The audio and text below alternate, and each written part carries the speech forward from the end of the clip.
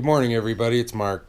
All right, this video, people have been asking for it, so now I'm going to do it. I'm going to show you guys what I'm doing with it, but it'll show every aspect of what's available. And, you kind of come up with your own creative way on how to stuff your stuff in here. For me, I'm going to keep it simple. So we'll start off on the outside.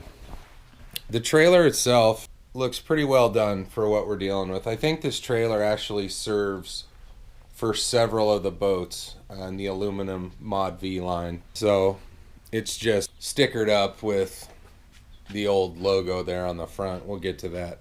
Notice here, we're missing a moon hubcap. That came off between delivery and Casa Grande, Arizona, which is about a 50-minute drive. So Bass Pro Shops has ordered a new one. I'll be picking that up when I do get the fish finder put on. So also on the trailer, it comes with a spare tire mount, which, where's the spare tire? Come on, guys, just put it on there and put it into the price. Wouldn't that make sense? I got to pick up a spare tire. I recommend everybody have a spare tire for their trailer because nothing sucks worse than a flat tire in the middle of nowhere.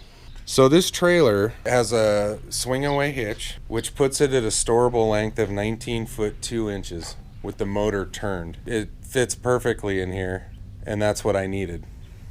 It's easy to tow. You don't need a big truck. It does come with the seat belt style, which that's cool. The ropes suck. They end up cracking and breaking. It's your typical trailer. The trailer sort of looks rhino lined, but I think it's just galvanized with a black paint. But all of the attachments, all the pieces, everything is nice construction. Everything's well mounted. That was done by the factory. Up in the front, underneath, it is ready for another fish finder. There's power up here. You just have to tap into it. Now there's several screws on this panel, and you can take this off. There's also a little disclaimer here that you remove that panel to access the accessory wiring, but I mean, we're talking about a tiny hole.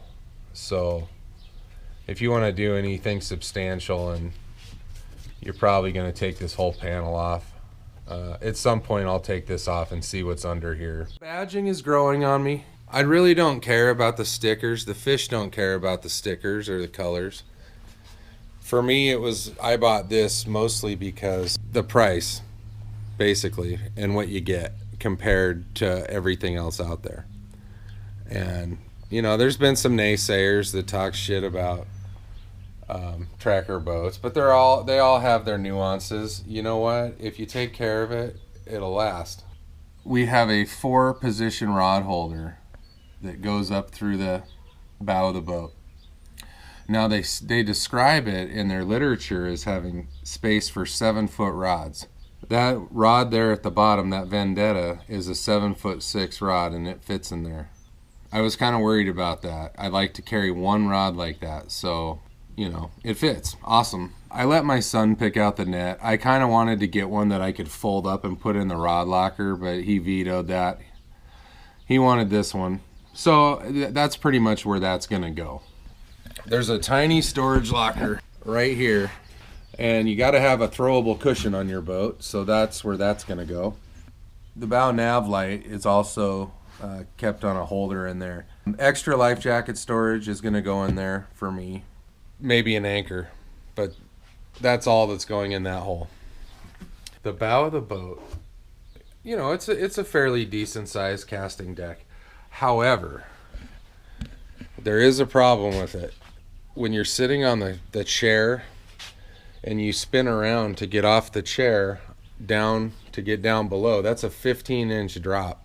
We definitely could be looking at some kind of a step here, or a larger live well, completely enclose this area, make that casting deck 16 inches larger. In the future is a must. It's just figuring out how to do it with the least amount of weight. I do want to bring attention though to how big it is. From right here over there, a 6'2" individual can lay in this boat. So there is a ton of room in here. Even if I did do a casting deck and brought it to here, that's still a pretty good amount of room for a boat this size. hell. Let's just climb up in here. All right, so we're now in the boat. We got a floor drain here. Built onto the console, all in one piece, is the live well. Now, it's a 9-gallon live well. Got an aerator. It's not very big. Catch some real fish, we'll see what can really fit in this thing. We might have to make an upgrade on the live well at some point. We also have little storage areas underneath the seats. And, you know, I'm going to keep my docking lines. I got some headlamps. It does come with that fire extinguisher mounted. So you don't, in case you were wondering, it does have a fire extinguisher. The seats are actually awesome. I mean, if you go look at aftermarket seats in Bass Pro Shops, none of them are as nice looking as this.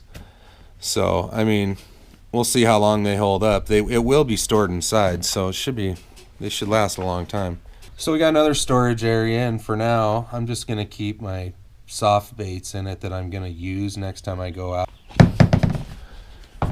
The boat does come with a Transom Saver. In case you're wondering, I don't know that it talks about it in the literature, whether it comes with it or not, but it does. So that's a good thing to have. Here's the storage area, and this is what I've done so far. I have more of these. Bass Pro Shops was blowing them out. They still are. They're 5 for $10, and that's a pretty good deal. Eventually that'll go away, and it'll just be these type of storage facilities. And we got a gear bag. This is pretty much the storage locker for this boat. You know, I think it serves its purpose well. And, you know, as far as like the live well, if I'm not trying to keep fish, I'll probably throw a bag of ice in there and put my drinks in the live well. And then I don't have to worry about putting a cooler in the boat. The 6.6 gallon gas tank, it sounds really small. I mean, think about it. It's like $18 to fill up this boat.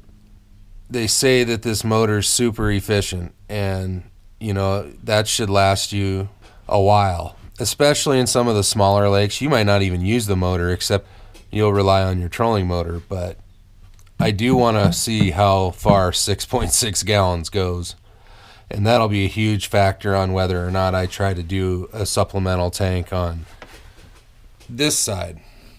So the Mercury 4-stroke 40 horse, I mean, it looks nice, it sounds nice. I heard it at the store.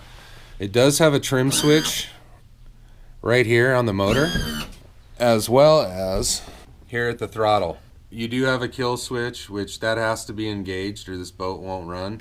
But as far as this motor goes, I don't know. Mercury recommends a 10-hour break-in period. You don't run at the same RPM for very long. So you're going to, you know, when you get going, you're going to go to 2,000 RPM. And you might run at that for a few minutes, go to 3,000. 4,000. But the last thing you want to do with a brand new motor is get in the boat and put the hammer down and rip across the lake. Now, see this fish finder? I did some research on this and the reviews weren't very good. I guess it doesn't read the bottom very well in murky water or muddy bottom. This has to go. So that's the first thing. There'll be an Elite 5 TI here, total scan transducer. And up in the front, I'm thinking of doing an Elite 7 or a Hook 7. All right, so we have the Minnkota Edge 45 trolling motor. It is a very basic entry level for Minnkota. I do like the foot pedal as opposed to a motor guide. I like the way this pedal functions. You have your speed control over here. It goes up to 5. This is basically your gas pedal or your thrust. On and off. If you turn this feature on here, whatever this is on, that motor's going to stay at. So you want to be you always want your foot here if you're in that mode, because it's just going to go. This is like I said, it's a pretty basic trolling motor on Minnkota's end. Overall though, I'm really happy with it. I'm happy sitting in it in the garage. Anyway, we're going to get on the water real soon and put it through its paces. We'll do something on the trolling motor, and as far as the 40 horse, what it can do, how fast it'll take off, I don't know. I'm a big guy, so I'm not expecting miracles, but I think the weight of the boat, the 40 horse, will push it just fine. Also looking forward to the new fish finder and adding that USB to the outdated cigarette lighter on a 2018 model. Look forward to that. Anyway, see you guys soon. Thanks again.